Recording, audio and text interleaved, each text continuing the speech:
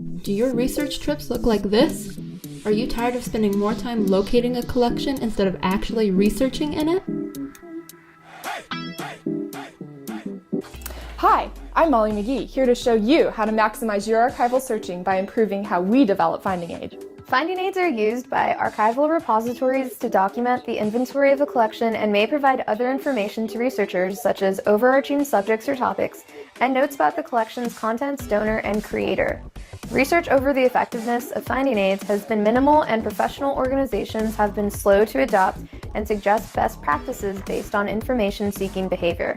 Due to the lack of industry standards, the medium, access, and layout of finding aids differ by repository, leading to confusion by researchers wishing to access finding aids across multiple repositories.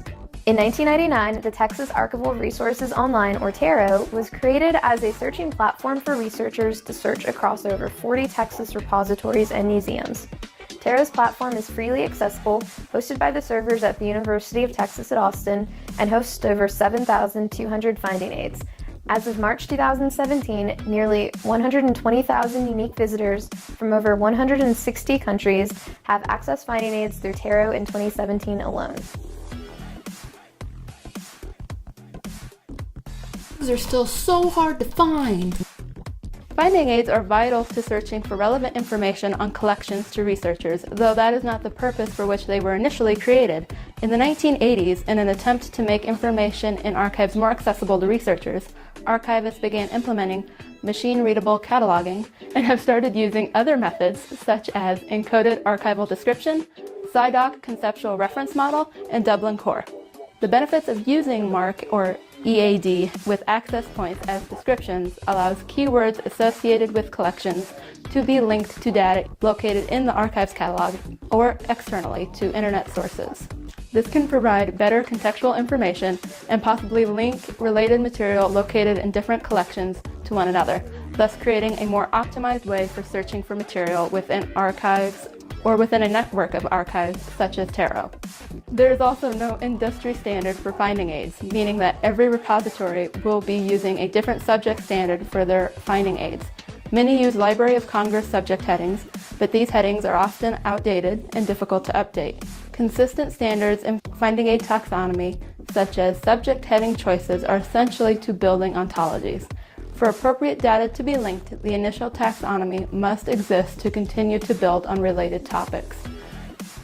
But that's not all. Crowdsource now, and you too can improve your processing workflow, get rid of troublesome backlogs, and make things even easier for researchers and archivists to find. The amount of backlog and high-volume tasks for archivists can create massive problems in archival workflows.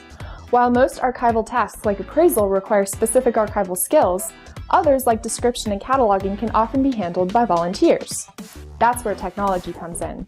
By crowdsourcing tasks like tagging or adding subject terms, and allowing researchers to add commentary to records, archivists can get rid of those troublesome backlogs. This also makes it easier to search finding aids and catalogs by increasing the amount of description and keeps content up to date. Crowdsourcing enables archivists to bring diverse perspectives to description and finding aid creation. The end goal is a content strategy like that of other commons projects like Wikipedia, featuring a reliability that can only be the result of a peer-produced and peer-edited online project. And the cool thing is, some archives are already trying it out. NARA has already started enlisting citizens to crowdsource their description with very positive results. When crowdsourcing was first suggested, researchers recognized a need for a descriptive standard, a set of rules to guide archivists who plan to harness the power of users to improve archival resources. Without these standards, crowdsourcing will result in confusion and unhelpful descriptive terms. Therefore, because archives can support user-driven efforts to improve archival collections, an attempt at uniformity across archival networks must occur. We hope we've sold you on the need for a universal archival descriptive standard. As the literature suggests, even the best plans and products are only as good as the rules that govern them. Still, with a little more research and collaboration, archival finding will be the easiest thing since slicing bread. Or maybe not.